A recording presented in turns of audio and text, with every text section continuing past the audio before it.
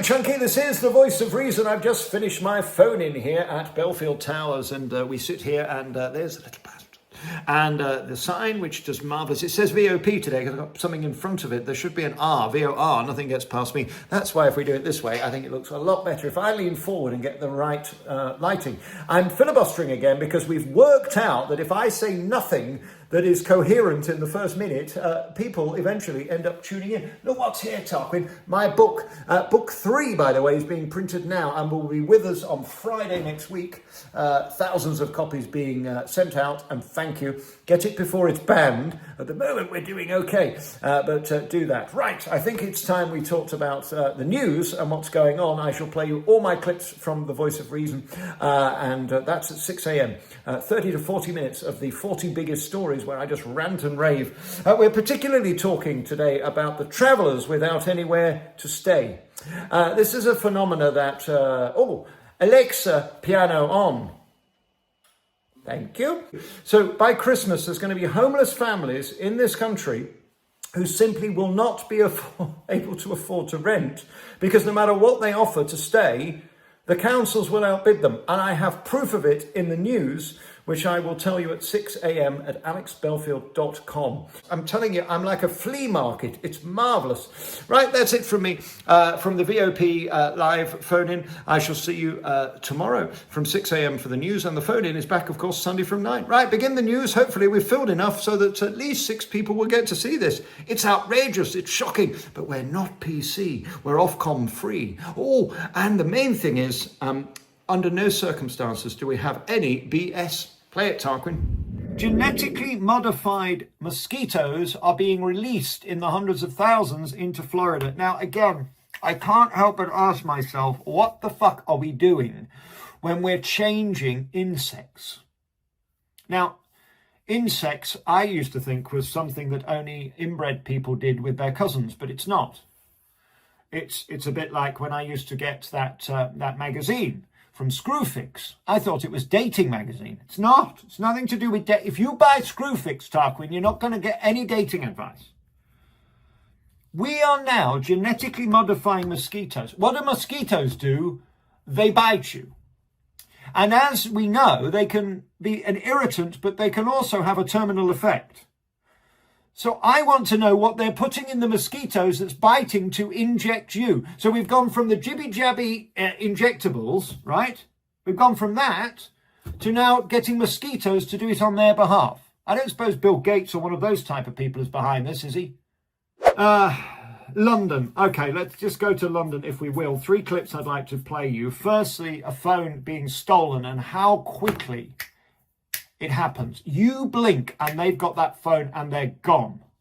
It is staggering the speed at which these people, look, before you've even realised they're gone on these bikes.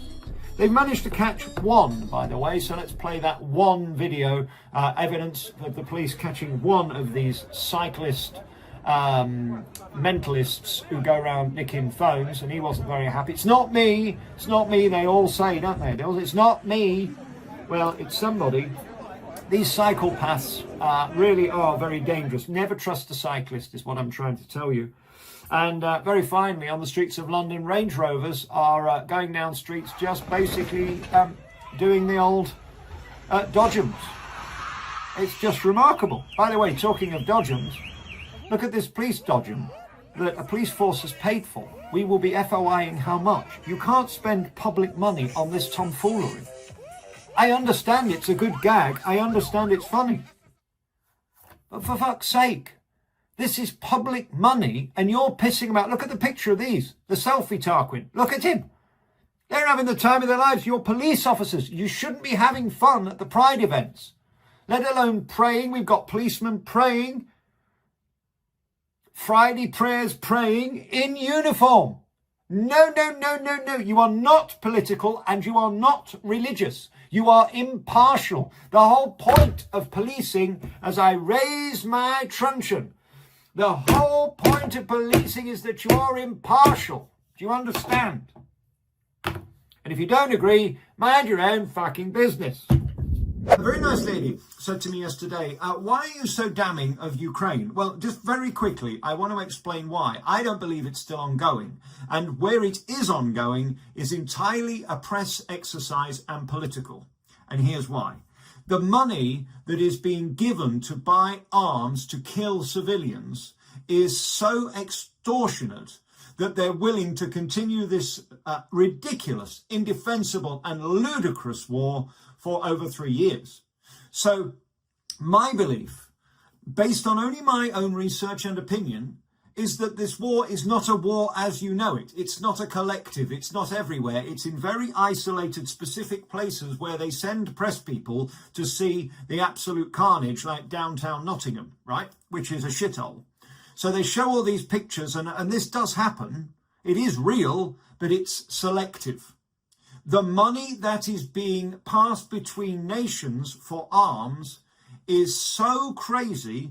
I believe that's why Boris went over there to extend this war that would have been finished within 6 months if Putin had had his way. He made his point. He wanted certain bits of land, which he's going to get. He ain't going to concede that, right? And equally, the Americans are now going to get all the minerals from Ukraine. The only loser in this is Ukraine and Ukrainians. You can give this explanation, Tarquin, in a little clip to try and educate people as to why we mustn't trust the mainstream media, and we certainly mustn't trust politicians who profit from the death of civilians and shamelessly exploit the land, as Trump is doing wisely as a businessman, and I don't blame him. If I was sorting out a war that was nothing to do with me, I'd want to make money too. But never believe that this is anything other than disingenuous. That's my point. So I hope that clarifies why I've been so damning of the Ukrainian leader who's a laughing stock. You cannot be a leader of a war-torn country and have videos flying around of your cock playing a piano, right? And a failed comedian going on doing the jiggly-jaggly of the jingly-jangly, dingly-dangly parts. It's a laughing stock. He is a puppet. Just as Brian Connolly said, a puppet that is being used as some cutesy figurehead for this profitable arms war that will lead to America absolutely savaging the landscape of its minerals in Ukraine. The losers are the 20 million of the invisible Ukrainians who are either dead or have gone. I hope that I've tried my best to explain my position. Doesn't mean I'm right. That's my opinion, and you can, out of your own research, form your own. Show us behind, Tarquin, these wonderful flag wavers who are walking the streets. Well, I'm banned from that in London. If I go there, you know they're going to arrest me and throw me back in prison. If I am not in my house on that day, they're going to arrest me. How is that free and part of the backbone of British culture that we're allowed our human right to protest?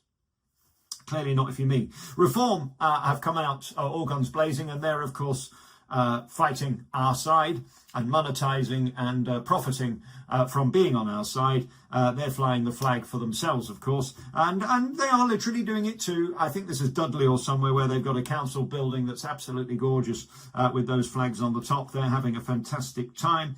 We see the guys painting the islands, which I just love. I think it's such an innovative way to spruce up destroyed city centres and falling apart roads with potholes everywhere. This is fantastic. I love it. So bravo to them. But of course, the BBC have to say vandalise, don't they? Vandalise. Look at it. It's there, Tarquin. Vandalise. Yeah. We are a tinderbox, according to another article. Yes, we are. Because we've had enough. We can see the wood for the trees. What is interesting, though, is they don't call it vandalising when it's the rainbow alphabet people, do they? When the LGBTQ plus 69S people start painting red and yellow and green and blue, orange and purple and pink, talking of school children and why we should be cautious, what is going on? I'll play you this clip that they're now hiding under tables doing rehearsals for the next lockdown or a terrorist attack. Watch this. Last night I sat down and emailed the boys' school to ask out what the whole thing with hiding under the tables was. She responded to me very, very quickly. She said, "We are directed by others and this is in fact an Ofsted requirement. We will be undertaking this next term once the new children are settled in. Please rest assured we do not act independently but rather to follow official guidelines and will adapt these as and when we are notified." Now, what scares me about that clip, Tarquin, and that girl who's very, very eloquent there, is underscoring what is being discussed privately that we're not part of. So we already know they've said there's going to be the next pandemic. We've talked about that a lot here. They're planning the next pandemic. They're ready for the next pandemic.